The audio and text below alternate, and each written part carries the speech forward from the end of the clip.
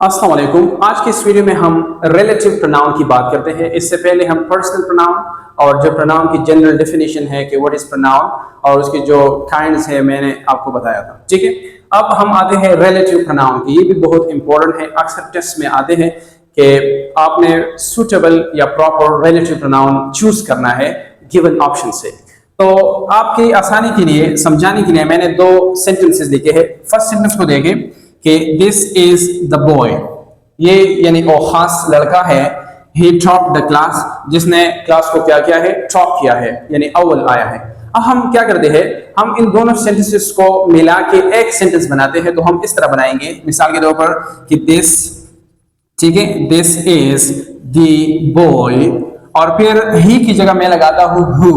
ठीक है, this is the boy who और फिर मैं लगाता हूं टॉप्ड द क्लास, यानी वो लड़का है who topped the class, जिसने क्लास को टॉप किया है। अब देखिए इन दोनों सेंटेंसेस का मतलब एक ही, मतलब दोनों सेंटेंस को जब हमने इसी who के जरिए क्या किया, मिलाया, तो सेम मीनिंग ये रखता है। ठीक है, लेकिन हमने इससे पूरा एक सेंटेंस बनाया who लगा के।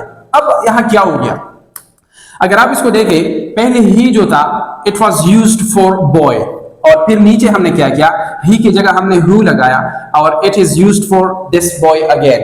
तो हमने दोनों सेंटेंसेस को मिलाए और किसके जरिए, हु के जरिए। अब हु ने यहाँ दो काम किए। अब देखें, हु जो है ये एक ऐसा वर्ड है जो रेफर करता है बॉय को, जो कि नाउन है, और जो वर्ड नाउन को रेफर करता हो वो प्रोनाउन होता है। तो यहाँ मतलब इसका ये हो गया कि ये हु जो है ये प्रोनाउन है। एक बात तो हो गई। दूसरी बात ये है कि ये हमारे पास एक क्लॉज है और ये भी एक क्लॉज है और दोनों हु ने इन दोनों को क्या किया, मिलाया, यानी इसने जॉइनिंग का काम दिया, कंजंक्शन का काम दिया। ठीक है ना, तो इस वजह से इस हु को हम कंजंक्टिव प्रोनाउन भी कह सकते हैं, कंजंक्टिव। ठीक है ना, कंजंक्टिव प्रोनाउन। लेकिन जो ग्रामर है इसमें इसके लिए खास वर्ड यूज होता है और इसको हम कहते हैं रिलेटिव प्रोनाउन। अब देखिए ये हु जो है इसको हम ग्रामर में कहते हैं रिलेटिव प्रोनाउन, रिलेटिव प्रोनाउन। अब रिलेटिव प्रोनाउन क्या होता है, ये वो प्रोनाउन होता है कि ये एक ऐसे नाउन को रेफर करेगा जो इससे पहले आया हो। अब देखिए हु से पहले कौन सा प्रोनाउन आ गया है, बॉय। अब कौन सा नाउन आ गया है, सॉरी, तो बॉय नाउन है और इस नाउन को रेफर करता है ये हु, और ये हु प्रोनाउन जो है डायरेक्टली आप कह सकते हैं नाउन के बाद आ गया है।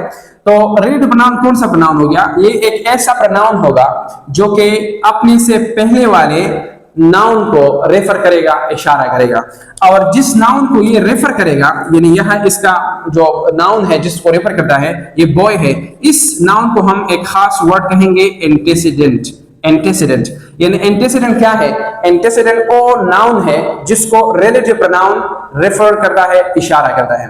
अगर इंग्लिश में हम रिलेटिव प्रोनाउन की डेफिनेशन करें तो इस तरह होगा कि it is a pronoun which refers back to a noun which comes before it, यानी ये उस नाउन को रेफर करेगा जो इससे पहले आ गया हो। ठीक है, ये रिलेटिव प्रोनाउन है। अब हमारे पास जो रिलेटिव प्रोनाउंस है मुख्तलिफ है, कभी कभार हु हम यूज करते हैं, कभी कभार हुम है, हुम। ठीक है, कभी कभार दैट होता है, कभी कभार विच होता है, विच, और इस तरह पॉजिटिव केस में हम हुज भी लगा सकते हैं। और ये सारी जो है इस किस्म के सेंटेंसेस में हम यूज करेंगे। मिसाल के तौर पर ये हुम आप उस वक्त यूज करेंगे जब ये पीपल हो। ठीक है, हु और हुम ये दोनों पीपल के लिए यूज होते हैं, लेकिन हु उस वक्त यूज होगा जब इसका काम ऑब्जेक्ट की तरह हो। हु उस वक्त यूज होगा जब ये सब्जेक्ट का काम देता हो। ठीक है, दैट और विच ये दोनों जो है थिंग्स के लिए यूज किए जाते हैं, थिंग्स के लिए, अशिया के लिए। मिसाल के तौर पर मैं कहता हूं कि दिस इज द लैपटॉप या this is the book that I bought yesterday, ये वो किताब है जिसको मैंने कल खरीदा। ठीक है ना, तो दैट यूज किया गया, विच भी यूज किया गया। लेकिन फिर इसमें आप यू कह सकते हैं कि विच जो है, विच ये थिंग्स के अलावा एनिमल्स के लिए भी आप यूज कर सकते हैं। एनिमल्स यानी जानवरों के लिए भी आप विच यूज कर सकते हैं। मिसाल के तौर पर कहते हैं आपके I saw the dog which was barking, तो आप वहां हु नहीं लगाएंगे, विच लगाएंगे, क्योंकि एनिमल्स के लिए हम विच लगाते हैं। और फिर हुज है, हुज जो है ये जब आप पोजीशन शो करना चाहते हैं तो उसके लिए आप हुज ही लगा सकते हैं। मिसाल के तौर पर मैं कहता हूं कि this is the boy, this is the boy, और फिर मैं कहता हूं हुज लेग्स आर ब्रोकन, ये वो लड़का है जिसके लेग्स या टांगे जो है ब्रोकन है, यानी टूटी हुई है, ठीक है। या this is the chair whose legs are broken. ये हुज जो है ये आप पीपल के लिए भी यूज कर सकते हैं, थिंग्स के लिए भी यूज कर सकते हैं। ये विच का और हु का दोनों का पॉजिटिव केस है। विच के लिए कभी कभार हम ऑफ विच लगाते हैं, मिसाल के तौर पर this is the chair of which the legs are broken, या simply this is the chair whose legs are broken। तो ये आप यूज कर सकते हैं, ठीक है। तो आपने इस वीडियो में आज रिलेटिव प्रोनाउन के बारे में सीखा कि रिलेटिव प्रोनाउन कौन से प्रोनाउन होते हैं। ये ऐसे प्रोनाउंस होंगे जो इससे पहले वाले नाउन्स की तरफ ये इशारा करेंगे, ठीक है ना। और ये इसका काम क्या होगा कि ये दो क्लॉजेज इनको क्या करेंगे, ज्वाइन करेंगे, यानी रिलेटिव क्लॉजेज वगैरह वगैरह। और फिर हमारे पास तकरीबन ये रिलेटिव प्रोनाउंस होते हैं यूज।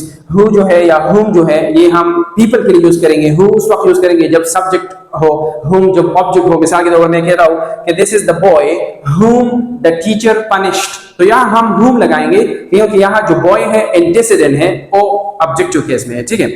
और जिस नाउन को रिलेटिव प्रोनाउन रेफर करता है, इशारा करता है, उस नाउन को हम कहते हैं एंटीसीडेंट, उसको हम कहते हैं एंटीसीडेंट। और फिर हमारे पास दैट भी है, विच भी है, ये दोनों चीजों के लिए, थिंग्स के लिए भी यूज कर सकते हैं हम। विच भी हम फिर एनिमल्स के लिए भी यूज कर सकते हैं, और हुज जो है ये पॉजिटिव केस के लिए हम यूज कर सकते हैं, ठीक है। तो ये था आज का वीडियो। उम्मीद है आपने कुछ सीखा होगा, आपने सीखा होगा कि रिलेटिव प्रोनाउन क्या होता है और उनके मुख्तलिफ यूजेस कैसे हैं। उम्मीद रखता हूं आपने कुछ सीखा होगा। अगर ये वीडियो अच्छी लगी हो तो इसके ऊपर कमेंट्स दें, इसको शेयर करें, और अगर अभी तक आपने मेरा YouTube channel Tariqs English diary को सब्सक्राइब नहीं किया है तो इसको भी सब्सक्राइब करें। Thank you for watching.